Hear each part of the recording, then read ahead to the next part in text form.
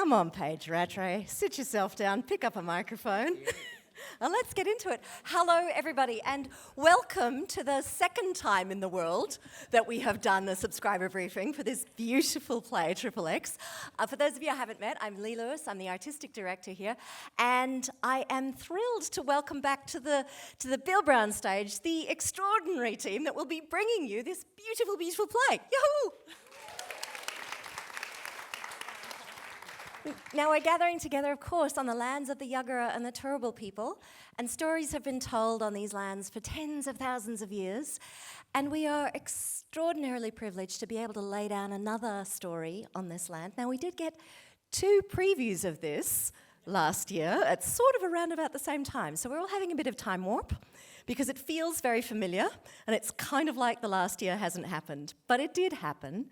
And I want to start off by thanking the extraordinary Glace Jace for hanging in there with us as a company with this beautiful play. When it all shut down, I think it's one of the worst moments in my life as a director and artistic director, looking at you and saying, we're going to not do your play. So it's lovely that you're here. I have no idea what adventures you've been on in the last year because I haven't been on Facebook, but I do know that when we started thinking about what we were going to come back to the theatre with, I knew we would do this play because we'd had 2 previews and it was the most beautiful story and a great new Australian play, and I wasn't about to waste one of those. So when we shut down, we didn't move the set out. We left it sitting here for a good 6 months because the plan had been to reopen in September and we were going to come back with this play. And then, of course, everything changed again and we all learned that everything can keep changing. So we're pretty sure the first preview will be this Saturday night. Amanda Jolly, our executive director, has been in conversation with the chief health officer, and she says there's pretty sure there's going to be no more lockdowns and pretty sure no more border closures, which means that come next week we will be launching this story into the Brisbane community, and I know we've all been waiting for it for a really long time. Okay, now I'm going to get everybody along the line to introduce themselves, starting with Kristen OLeary. And what role? Oh, I'm playing Deb, Scotty's mum. My name is Contessa Trafone and I'm playing Claire, Scotty's sister. I have my own. I'm Glace. I'm playing Dexy. I'm Josh McConville. I'm playing Scotty. My name's Renee Mulder and I'm the set and costume designer. Hi, I'm Ben Hughes. I'm the lighting designer. Hi, I'm Mia McGavin. I'm the Brisbane ASM. I'm Paige Rattray. I'm the director. I'm Charmian Gradwell and I work with voice and text. I'm Nigel Poulton and I'm the movement and intimacy director. I'm Elijah Williams and I play Jace. And I'm Kat O'Halloran and I'm the stage manager. And I'm going to start with one great big question to my good friend Paige Rattray, one of Australia's best directors of new work, and one of the people that is actually bringing back a play, which is something that we normally don't get to do as directors. I just want to ask you what it's like to come back to a play that you've held suspended in your heart for a whole year.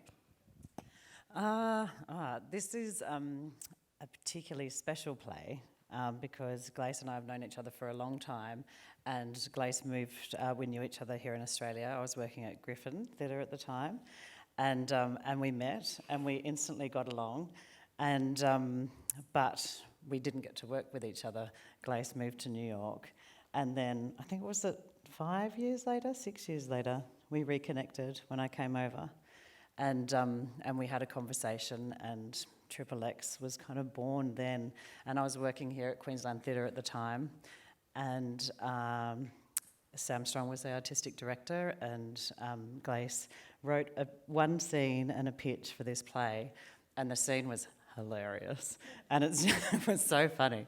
And I was actually watching Sam, you all know Sam, but I was watching him through the glass of his office as he read this scene with like absolute delight because it was quite raunchy. And I just watched his face go red as he was reading this scene. It was like one of the greatest moments of working here, I think. It went red because I guess of the truth of the scene, but the comedy of the scene, the honesty, and Triple X was born from there, and it was written over 3 years. It was 3 years before we started rehearsing it, around about this time last year, or about a month ago. It's weirdly almost a year to the date that we had to stop. Did anyone see the show? Hi. Don't give away our secrets, hey. Anyway, so I mean, it was a long process. It was Glace came to Australia. I went to New York. And it took a lot of Glace to write the piece. It's very personal in many parts. There is obviously a lot of humour in it, but I guess I just want to acknowledge what it costs to go so deep into a story like this, and what Glace has done. I feel really privileged to be a part of it, and I think most audience members, I guess those of you who have seen the play, will probably feel the same way. I definitely felt that last year. And so to stop that momentum that we had was huge. And like it was for many people around the world, and still is, obviously, I feel really lucky that we're able to present theatre again, because not many places are. So coming back here was really weird, because it was almost like Lee said, it was almost like the last year hadn't happened, but obviously it has. A lot of things have happened. A lot of people have changed. We feel differently about the world. The work, it feels so familiar, but the world has changed. And so us kind of wrapping our heads around that and trying to get our heads back into a rehearsal room when everything is still going on has been quite weird in a way. Like, I guess that's the only way I can explain it. Like, you feel so lucky and grateful and joyful. It's amazing to be able to bury our minds back into this work, but, you know, with the acknowledgement there are a lot of people who can't do that. So, like, coming back in here was a weird deja vu, and over the last couple of weeks, more and more people have arrived, like Renee and Charmian and Nigel, and that each, I kind of saw it on their faces each time they came back into the theatre and saw the set, and what a kind of odd feeling it was. Anyway, I'm rambling on, but I guess, like, at the end of the day, like, feel very lucky, feel very grateful. It's a story, I think, out of all of the works that I've made, that I feel most passionate about, and most personally connected to, because of my relationship with Glace, and because of all the time that we spent together making it and understanding what is behind it. So, yeah, I guess we're just got to get it there. We've got to get it there. We've got to get it on. We're in tech this week. We preview on Saturday. It feels very quick because we've re-rehearsed it in 2 weeks. And we have 3 new cast members. 2 new cast members. 3, what am I thinking? Yeah, so, you know, it's been a big job for them as well to come in, and this is such a detailed work.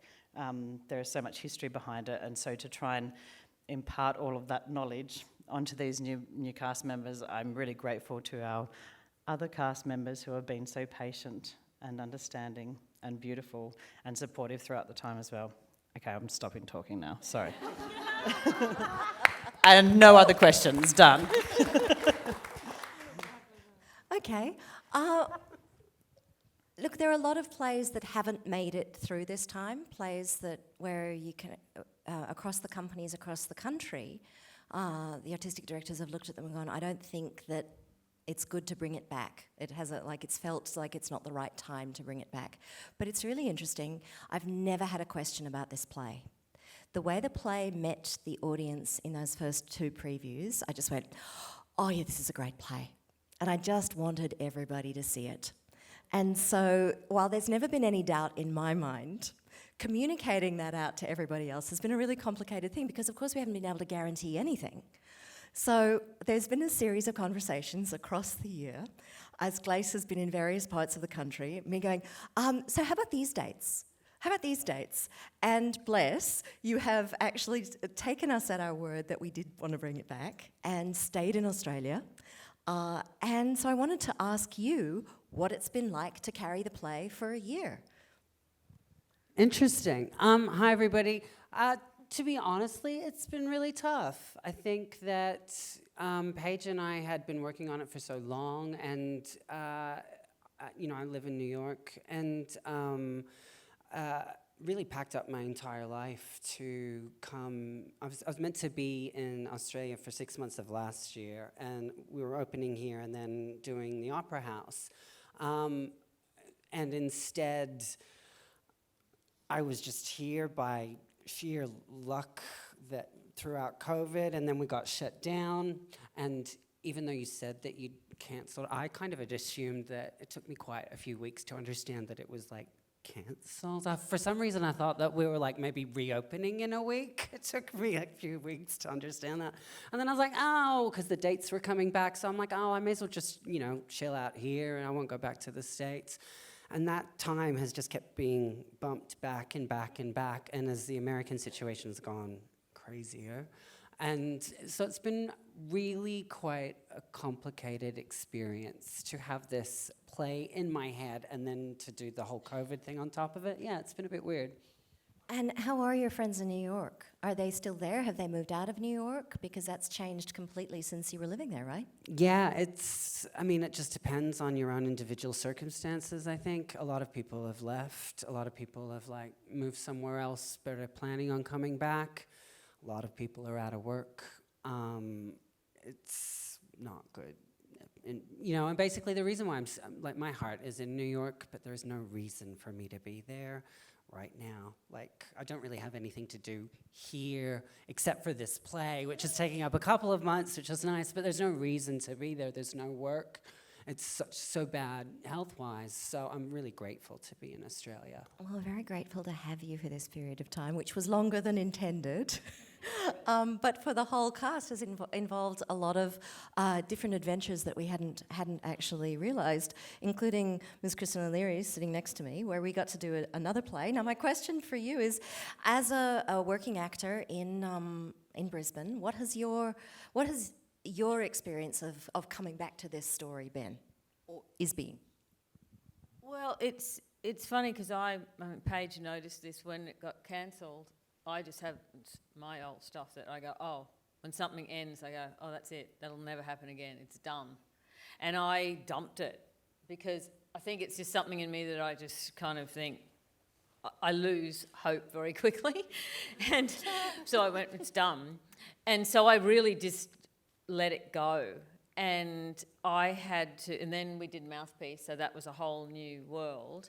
And then I went, oh, okay. I had to relearn the whole thing from scratch. I just let it go. But it's been really wonderful, actually, because you make choices, but you venture into a new production with new cast members, and you've changed in a year, and new actors we all bring new things to things because we've lived another year, and new actors bring different choices to you. So it's been wonderful to re-find it, actually, because we only got 2 audiences, so we really didn't learn a heap from the audience that you would from a whole run. So we still felt like we were still finding it when we stopped. So it's been wonderful and hopefully I feel like we've found new things in it. So it's extraordinary, it's wonderful. Okay, so knowing you do that brain dump and forget everything, and there being a couple of new cast members, I'm thinking, Contessa, that you're being a major help in the room remembering everything. Before I came back. Yeah, no, I know. Anyway, I suppose that thing of it's still very much a new play that's being worked on. So what is it like? What does that mean to you as an actor doing a new play as opposed to a classic? Because you move backwards and forwards between them. But what's a new play at this time? I love new work. It's an opportunity to tell a story that we potentially haven't told in a particular way. But it was really odd because I had a similar experience. I didn't completely dump it. I still had hope, ladies and gentlemen. But it was bizarre to be back in the space and be back with some new faces and some old faces, and to still have things in my body. So I'd be in the space and I would be, running a scene, and then my body would start doing something and I'd be like, okay, that's really locked in. And then other parts that were, different and that we had to move through. But that's the kind of beauty of new work is, nothing's locked in. You're collaborating, you're exploring, and you're you're telling a story together, which you do every time you do a production, hopefully. But there was something quite magic about this piece that kind of stayed in me for the year, and I think will continue to stay in me until we get to that end. But yeah, I think it was like starting again. It was like a development. It was like those 2 previews that we had done previously were a development in an odd past time, and now we found ourselves re-rehearsing. And that had a lot to do with the fact that we had a new lead, and we had new people that we had to support through it. So yeah, Kristen and I had to be on top of, and Glace, we had to be on top of it, but there was something quite exciting about that endeavour. Now, yes, a new leading man. The heart of this play is a love story, and Glace, your love is now transformed into the fabulous Josh McConville. Josh, what is it like walking into a new work that is a little bit known, but you have to make your own within a very short space of time? I haven't really thought about that. I haven't had any time to think about that, really. Excellent. Yeah, I've worked the hardest I think I've ever worked on anything before in such a short amount of time, and I mean it's terrifying, but it's been quite rewarding. And yeah, thanks to the cast and everybody who's helped me along the way. But I haven't had time to think about anything except saying the right words. Excellent. We like the right words, and the writer also likes the right words. She wrote them, so yes. What you should know is that Akash Armant, who had been in the role, broke his foot. And it's quite a physical show, so absolutely not possible. It would have been comic, but not actually possible. And Josh heroically jumped in with only 2 weeks rehearsal. So it's kind of, yeah, so we love, oh look, it's been a bit of it's a bit of wish fulfillment to have him on the Bill Brown stage. Welcome. He's a fabulous actor. Yeah, you can give him a special clap, yeah. But it's kind of an Olympic feat. And given that there's this, I suppose the question is a little bit for Glace. What's it like for your love to transform? How are you two going? You can both have one. Go. I don't know. How are you going?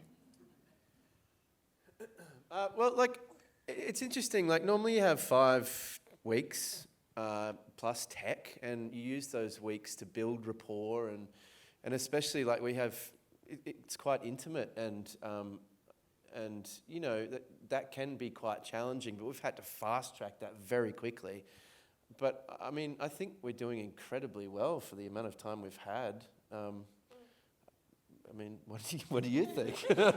Yes. It's on that though. I'm so in my own head trying to learn this beast of a play, like movements, blocking. Things that have already been set as well, lines, the story. So yeah, I've probably been a bit distant, a little bit in my own head, but. It's like couples therapy. It kind of is a little bit though. It's like, wow, finally we've got Mike and we can finally speak to each other.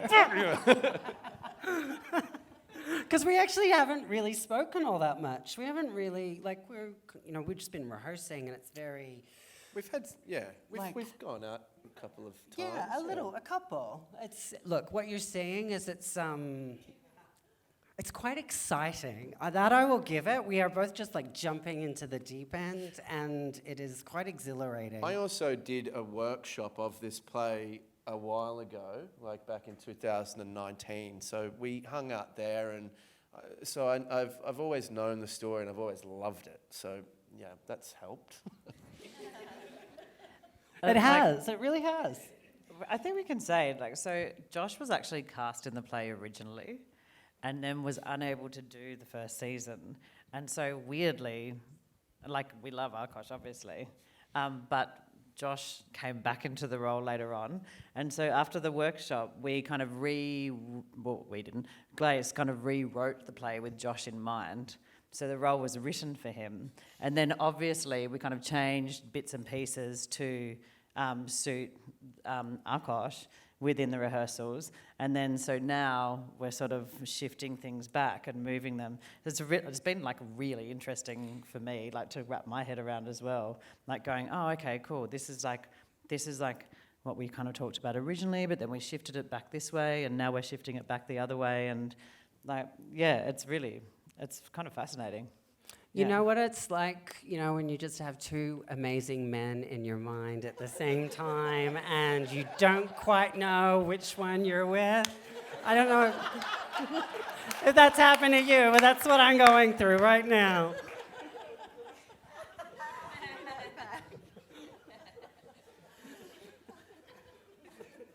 Look, I know we all want to keep going with that conversation. But I'm going to actually fling the question over to Renee Mulder, who is the designer of this beautiful apartment that I actually do want to live in, that has to move between now a different space again, because it had been designed for here in the Opera House, but it's not going to the Opera House now, is it? It's going... No, it's going to the brand new Wharf at STC, Sydney Theatre Company. Yeah, so there will be very... there's the experiment of another new theatre in town. So what's your journey been with this particular work over now 2 full years? And with, I suppose, again, that suspension in this world. It's been very interesting from a company point of view because, of course, the tech last year was like a regular tech, the tension and the sets going in and no one knows how it goes together and everything sort of gets jammed in. This year, they've been so cruisy. They're like, oh no, we know how this works. It's totally fine. So it's been a very chilled building from this point of view to get it in. But how's it been from your point of view? Well, technically, yes, set-wise it has been relatively relaxed because we know that it fits in here, we know that it works, we know that it can bump in as it was previously. The costume element, has slightly changed, obviously, due to change of cast, so that's been refits or rebuys or resourcing things. Around the country, the acting community of Australia collectively put on about 10 kilos last year, like we all did. And so all of the companies, as shows have been coming back, have had to cost in remakes of costumes because, everyone apart from Glace can't lose 10 kilos really quickly. But she did, so that she could fit into that beautiful emerald green dress that is on all the posters. So, look, we'd laugh about it, but it has been a huge question in the whole country as far as what can come back. So as Renee very gracefully says, I've been there a few refits. There have been some frantic refittings around the country. I suppose making comedy out of the weirdness that is COVID. Yeah, and as far as where it will go when it comes to Sydney, it will be a completely new experience again because it's a space that we never even prepared this show to go into. So that will also be a different thing altogether when we get down there too. Look, there's an amazing thing in a co-production, and obviously we're co-producing this with Sydney Theatre Company. We organise a year ahead who's going to build the set, where it's going to go to first, how we're going to organise the rehearsal, because in the original version, you rehearsed down in Sydney, and it was built up in Sydney, and then it came up to open here first.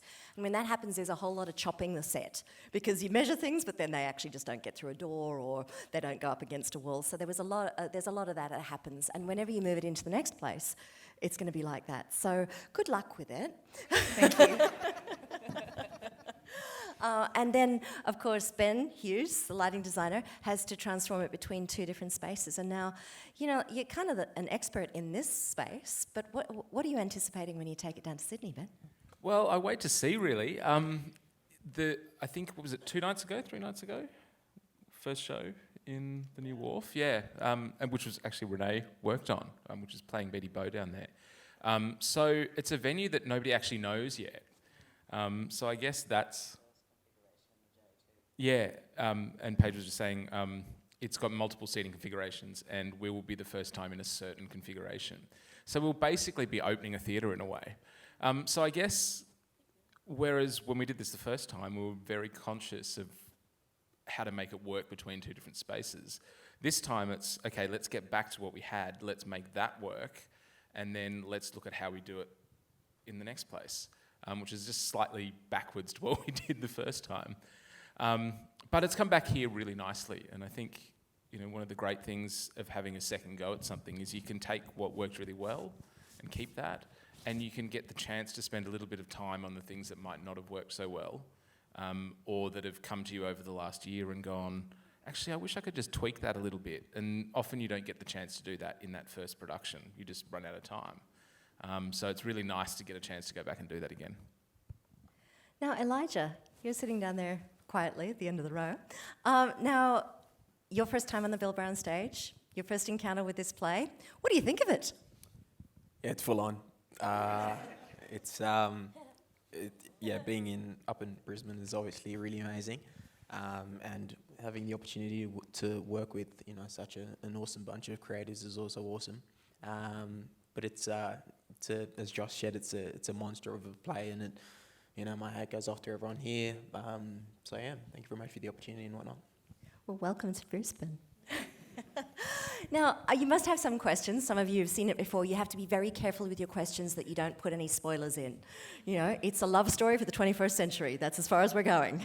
And, no questions about avocado oil. Thank you very much. No.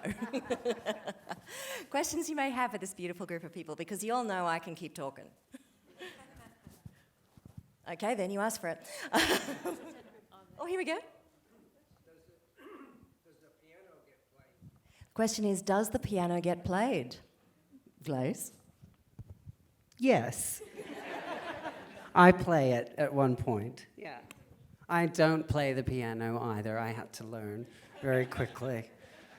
You get some chords is all I can do. But you are a music and burlesque performer. This is true, And yes. it's just that you happened to write a play where you had to play piano. No, I did. No, that was a design thing, actually. That was Paige. I think, was that you? Yeah, well, kind of, because the play, there's multiple kind of other venues that we flip to see Dexy's life and where she works, etc. So there's multiple kind of club or pub venues or function venues around New York that double within the space.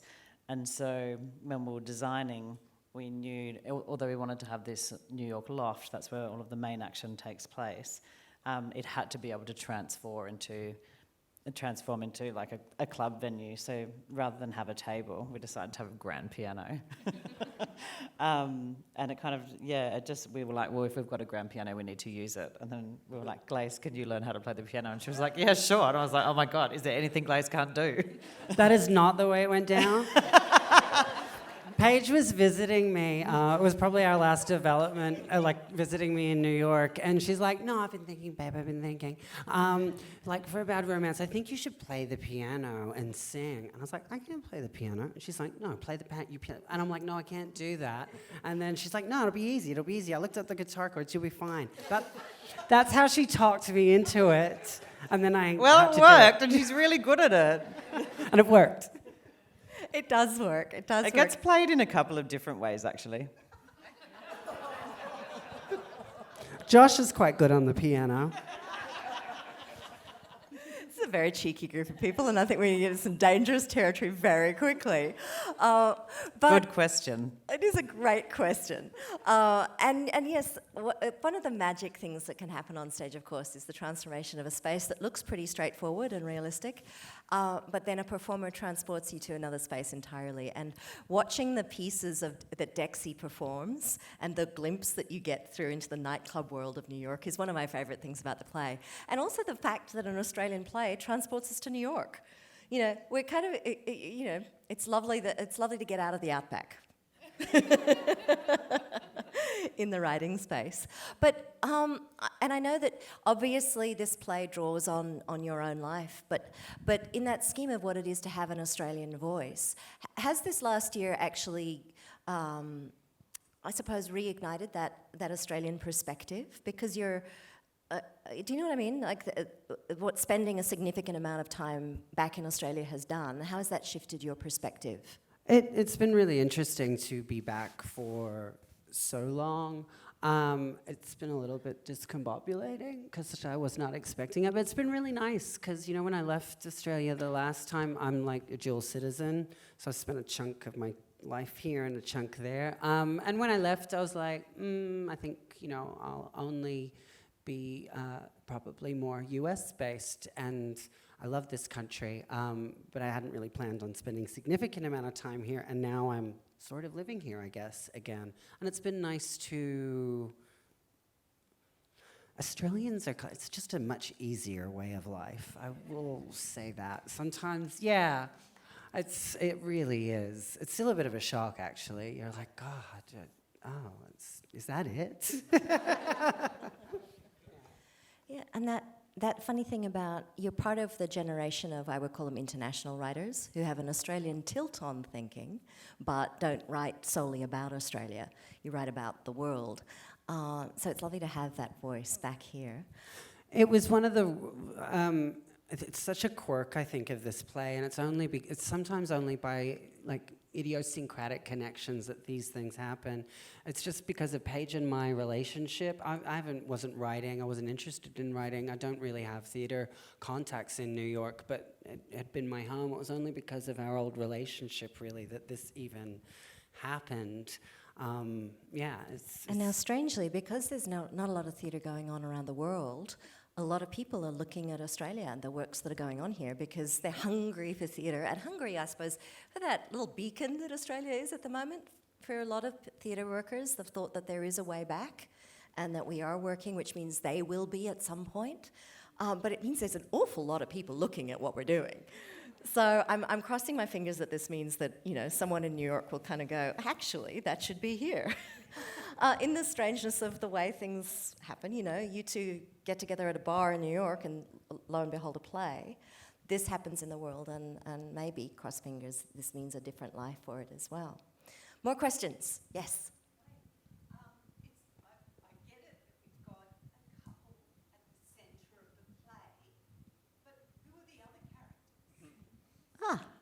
Okay. The question is, we've got a couple at the centre of the play, but who are the other characters? Here we go, Kristen OLeary. Well, the other characters really represent Scotty's family, mother, sister, and his best friend. So he lives in this apartment with his best friend, Jason, and his mum and his sister come to visit on this day. I've been very well behaved. Yes, you are, on this day, yes. Look, it's a collision play. It's a collision of two timelines.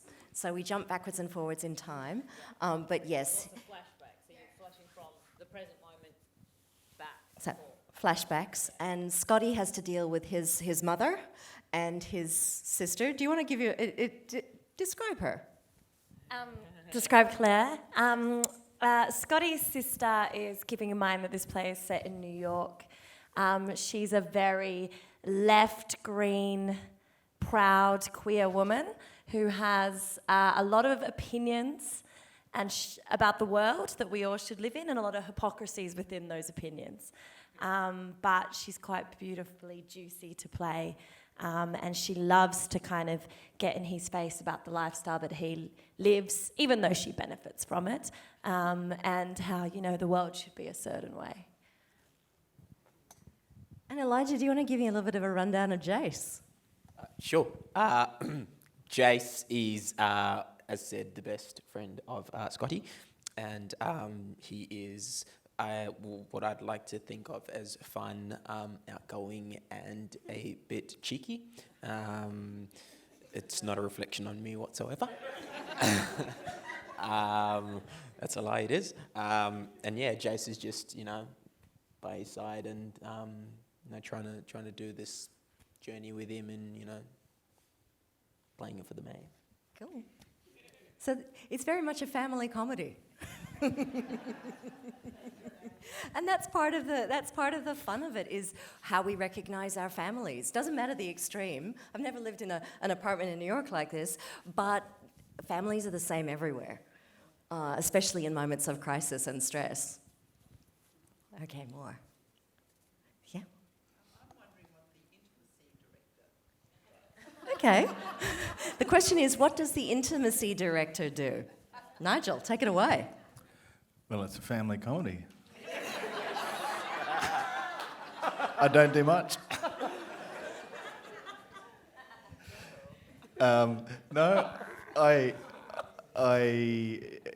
It's a great question because the role of an intimacy director is a very new role in the landscape of theatre around the world.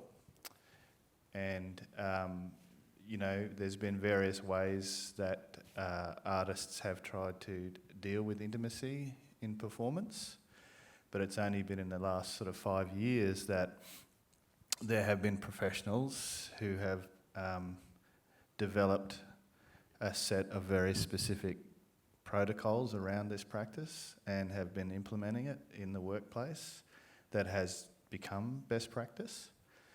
And I represent part of that new profession, I guess. As an artist, I've quite often been asked to work in intimacy as a movement specialist, but at some point I wanted to get my process interrogated by people that were doing it properly, so I went over to America and trained for quite a few years on and off. And the result is that theatre companies like Sydney Theatre Company, Queensland Theatre Company are starting to engage intimacy directors to help create a safe space for the actors, and to liaise between the actors and production, and to help choreograph and shape the intimate moments. Essentially provide scaffolding around the work so that it is consistent, it's repeatable, and that the actors are taken care of. And you all would have seen in the papers over the last few years stories coming out about actors who've been in various processes that have left them both psychologically and physically damaged. The role of the intimacy director has been really the industry-grown response to those stories going out into the world as opposed to being kept quiet. So the work you're seeing on stage hasn't changed.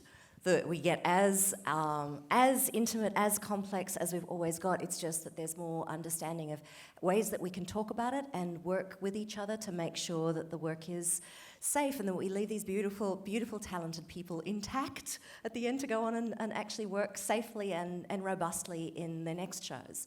So it's been an extraordinary conversation to be a part of over the last few years. I mean, Paige, it's interesting, isn't it, as a director of new work, writers often ask actors to take on extraordinary moments, and both of a psychological and physical intimacy, and whether that's in a violent or a romantic way. Those are the two extremes, I suppose. But it's been an interesting process, hasn't it, letting someone into your directing process? Yeah, I mean, I feel like it's given us the opportunity to actually go further with what we do, because if you create a safe space and there's a process, then everyone knows what's going to happen at all times. So that actually allows you to take more risks in a way, because you can push things further if you feel safe. If you don't feel safe, then that's when things get tentative and you kind of pull back. But there is quite a long, funny, romantic, sexy, hot sex scene in this play. It goes for a long time. And I think, it's pretty obvious. That's in most of the marketing materials. If you don't know, you should know now, because that's what you're walking into. But it's one of the great scenes of Australian theatre, yeah. I would say. Like how it's been built, I have to say. Like, I can only say because I saw it. I was blown away by how the team created a great scene on the stage. It is so funny and I can't talk about it we anymore. would never have been able to do that if we didn't have Nigel and if we didn't have that process around it. If that had have just been me in the room, yes, it would have been a version of something, but I don't have that language. I haven't studied, I haven't gone and done that. Yes, as a director, you always have a language, you always hope to set up a safe room, but just having, like at the beginning of rehearsals, we did that last time, we did it this time as well. Nigel, just for over an hour, just takes us through some just guidelines and a series of exercises, but it sets up a shared language. So we have this shared language in the room. We have a system of tap outs, all of these things. And, sometimes you forget those things, and that's okay. You just acknowledge it and move on and go back to it and kind of keep on reminding yourself. So it takes a little while to get in the habit of it. But it actually allows us to really push the work further. So thanks, Nige. It was good. But yeah. Yeah, you know, all of these things, you know, you do hear sometimes people worry that it's going to dull down the art or make it less electric or feel real, but it's actually not the case at all. Actually, what it does is allow you to produce something and do it over and over again, but it feels very alive because both of the actors are so 100% confident in what they're doing, or all of the actors in whatever way. It's really good. I'm really thankful that the industry has gone through this transformation because it makes my job better as well, and it makes it a better place for everyone. Okay, there was a question there. Probably for Glace, you were talking about it as an Australian play, and I'm guessing that the two of you wrote it as an Australian play, but if you were to do it in New York, would you have to rewrite it for their sense of humour? Question is, as an Australian play, if you read it in New York, would you have to rewrite it for an American sense of humour? Well, actually, it is set in New York, so it's kind of, but it's filtered through my perspective so there's a fairly, where is the Australianness? I would say it does come from my sense of humor, and therefore I think I skewer things in a ironic way that you don't necessarily see a lot in American theater. So I think that's probably where it would be a little bit like indeed, people that have read it are like, oh, whoa. It's very edgy for America. Yeah. American theatre is far more conservative than Australian theatre, interestingly. And I think what you would see on the page as an American reading it is like, wow, that's out there. I don't know if we can do that on a stage. And the Australians are all like, oh, yeah, of course you can. So that's what's exciting. I think it would be more confronting there. Yeah, and also too, it's America can be very earnest too, whereas this play it has a lot of heart, but it's also got comedy, and the way it packages those two up right kind of next to each other. America often wants to have a serious, serious earnest moment, whereas this is like, you're just gonna go like, what? Yeah. Okay. Yes, there's one at the back. At the risk of being politically incorrect, I'm just wondering what qualifications you need to be an intimacy director. No, fair question, and that's been something that's evolved over the last few years. Nigel? Well, I went and trained with an organisation called Intimacy Directors International, who are based in the US. So that was a training process that involved contact hours of study and then mentorship. I think the important thing to understand about the role of an intimacy director is they're not a therapist. They're a movement specialist who are brought onto a set to take care of the health and well-being of the performer in the same way that a stunt coordinator takes care of the physical health and well-being of a performer. Yeah.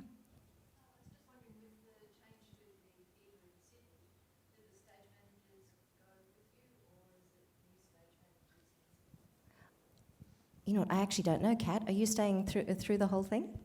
Unfortunately, no. I I'm finish sorry. up with this season and then send these guys on their merry way down to Sydney, which is very sad. That is sad. When we move between the cities and the stage manager doesn't go, there's usually a crossover time and a conversation between those stage managers where the original stage manager will actually write out a whole lot of instructions and give them some tips about how things work and where the tricky points are. But of course, when you change the shape of the theatre and the set and the space, then a lot of the under details change as well insofar as how you set it up backstage. So a new team will take care of the new space. Good luck to them, because there's hopefully there's a bit more space in your next theatre page, because this one is jammed up against the wall. You will have seen from our town that wall is the actual theatre wall, and there's a whole corridor, there's a whole world back in that wall, and the backstage version of it is not as elegant as it would seem. Is that a good way to put it? Yeah. They have to climb over each other a fair bit to get everything done, but that's kind of the magic of the theatre. Yes.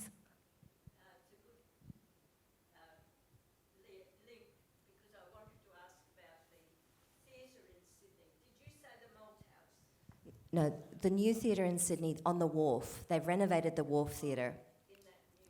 Yes, in the new complex. And it's a new theatre. Yes, so Wharf 1 has been transformed into Wharf 1, 2 and 3. It can be a very big or a very intimate space.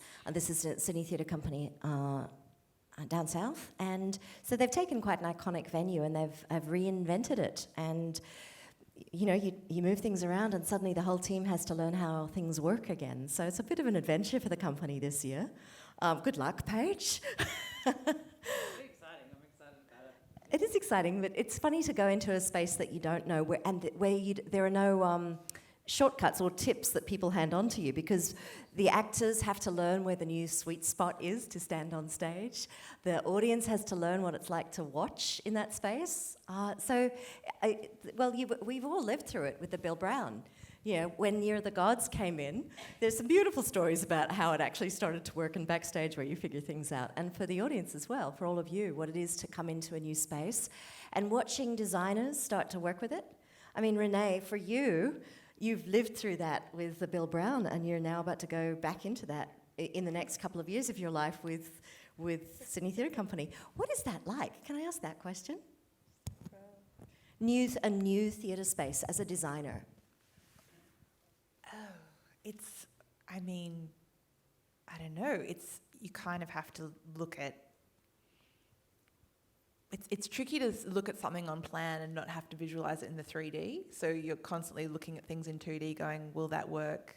For me, it feels like if I can give everyone a decent sight line within the space, then it feels like that's a great start. So it's Renee's job to make sure that every seat in the house can see all the important action. It's not that you can see everything, but significant story moments have to be visible to everyone, because otherwise it's just not fair. So that's kind of one of her primary starting points.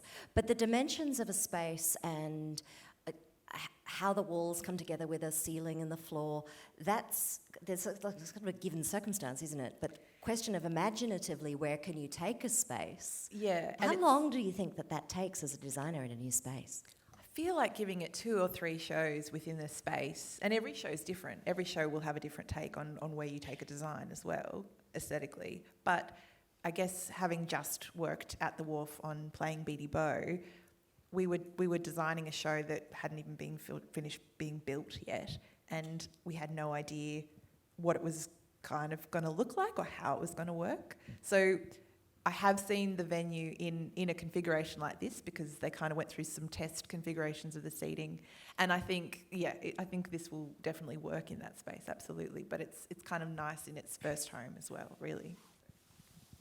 Yeah, and it's interesting you say 2 or 3 times to have a crack at it, and then you kind of can wield the space, and that's when things start to get really fun. Yeah. When a designer can push a space to its limits. Yeah, you've only really started to crack open this one. Yes.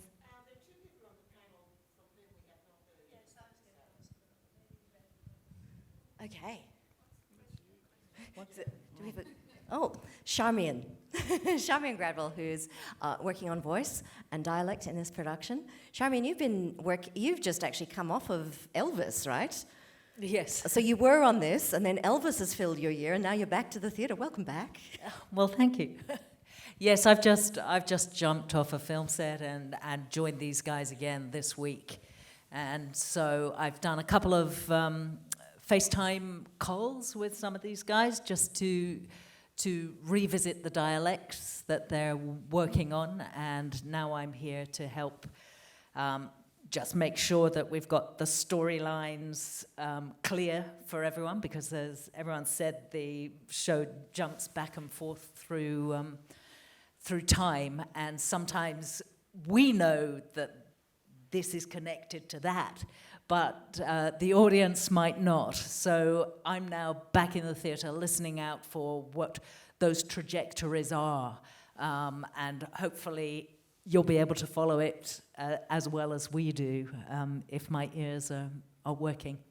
But it is a very beautiful show to be back on, and I'm delighted to be back with this team. I was with them when we or built it originally, and I really truly believe in it. I think a great piece of theatre touches your head and your heart. Very often, a piece of theatre will touch one or the other, but I truly believe that if you take that step to embrace what these guys are playing, you will have a great, great experience. Someone who might not have the greatest experience would be Mia, our ASM, who has to jam herself into some very tight places to help these actors complete some of the transformations that happen. Mia, how are you going with this? Yeah, I'm good. I'm not going to lie, it's a little crampy back there, but I'm having a great time. There's myself and Anna, who's the dresser, and we've got some hectic costume changes and some crazy props back there, which is always a fun time. So Because, of course, Dexy is a burlesque performer, and there are some fabulous costumes designed by Ms.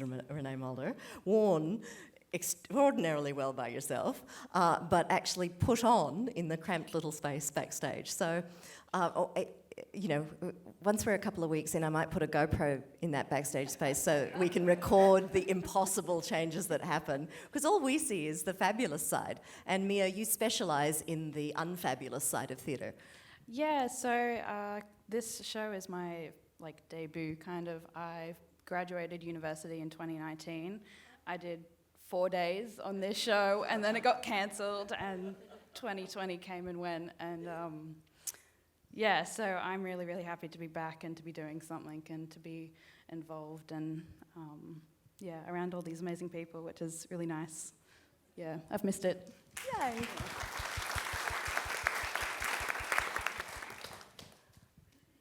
One more, yeah. For Glace and Page, it's not that common for the playwright to be in the play.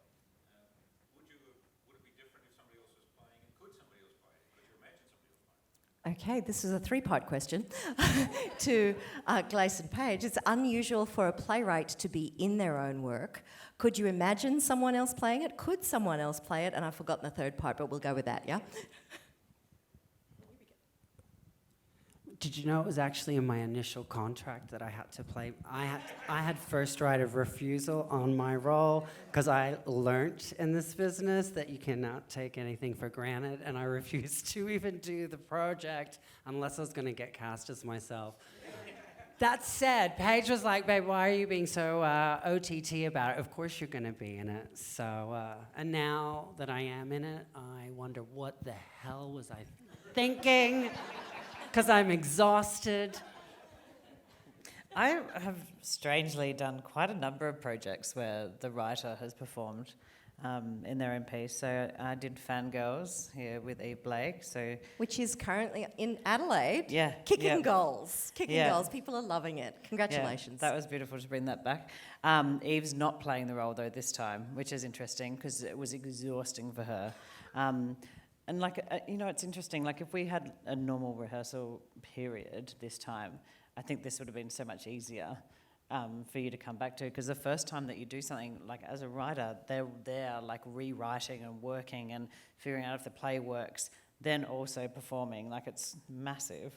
And this is a big role for Glace. But, yeah, so I did Fangirls with Eve. I've done How to Rule the World with Nakia Louie. I feel like I've done some other... I worked with Maine on his play, but I didn't direct that. But I don't know, I think maybe because I work on new work, and I think in the last few years, more and more artists are wanting to create works to kind of give their own lived experience a voice that might not necessarily have been on stage before. And so it kind of just makes sense that artist brings their work to life because they are unique in themselves in a way. So it is hard though, it's really hard. But it is possible once a play has had its first incarnation for that writer to step back and go, yes, I do believe that someone else could do it now. That thing of it's a play out in the world, and you're not at that stage yet, don't worry, you've got a few shows to get through. But that thing of you create something, the magic of playwriting is that you create something that can live beyond you. And you want to write a role that people around the world will go, oh, I want to play that. And I'm fairly sure there are a fair number of people around the world that are going to go, I want to play Dexy. and that's often the engine towards the next production. So I'm looking forward about 5 years to you sitting somewhere fabulous, watching a great performance and going, I think I got that moment better. Looking forward to that. Now, I think we probably have time for one more question, then yes, there we go, you got in first.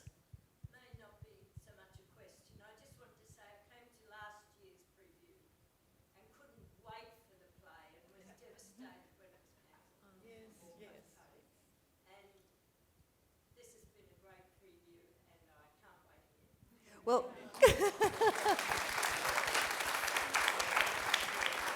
well, crossing all our fingers that this is going to happen, because no,